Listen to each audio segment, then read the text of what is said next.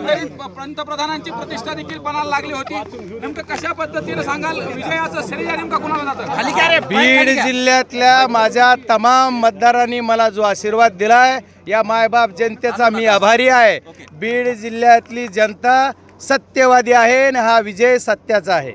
बाप्पा, पण तुम्हाला एवढ्या अटीतटीमध्ये हा विजय मिळवावा लागला असं वाटत होतं का की शेवटच्या फेरीमध्ये तुमचा विजय होईल?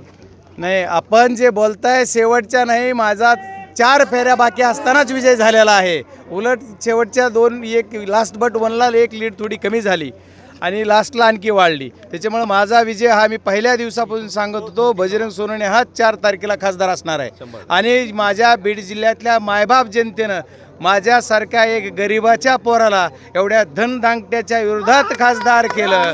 त्याच्यामुळं खासदार मी झालो याचा अभिमान आणि याचं श्रेय जर कुणाला असेल तर त्या माझ्या बीड जिल्ह्यातल्या तमाम जनतेला आहे. हा विजय सोपा होता? हा विजय सोपा असा होता का नव्हता ह्याचं कॅल्क्युलेशन तुम्ही केलेलं आहे. पण माझ्या बीड जिल्ह्यातल्या जनतेनं एवढं डोक्यावर घेतलं होतं आणि काय काय कला झाल्या. आज 55,000 मतं माझे आणखी एक बाहेर गेलेत. नाही तर माझा विजय ह्याच्यापेक्षाही जास्त मताने झालेला असता. तर हे करायचं काम बऱ्यापैकी केलेलं आहे. जेवढ्या सत्ता वापरायच्या तेवढ्या वापरल्या, जे काय करायचं ते केलं. पण बीड जिल्ह्यातली जनता आणि शेवटवरून कुणीतरी बघतंय त्याच्यानुसार हा विजय माझा. अनेक मातबर नेते विरोधात होते. जरांगे पाटील फॅक्टरी इथं कामाला आला का? 100% आला.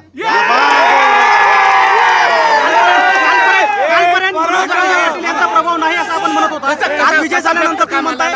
मी असं कधी म्हणलो नाही की जरांगे पाटलांचं मराठा आरक्षणासाठी जी चाललेली चळवळ आहे या चळवळीचा आम्हाला फायदा होणार आणि मी आरक्षण दिल्लीपर्यंत मांडणार असंच बोललोय. मी असं कधीही बोललो नाही. पत्रकार मित्रांनी सुद्धा शांततेत आणि योग्य प्रश्न आता विचारावेत अशी माझी विनंती. ह्या यशाचं श्रेय कुणाला देताय? यशाचं श्रेय मी माझ्या बीड जिल्ह्यातल्या जनतेला देतो. धन्यवाद.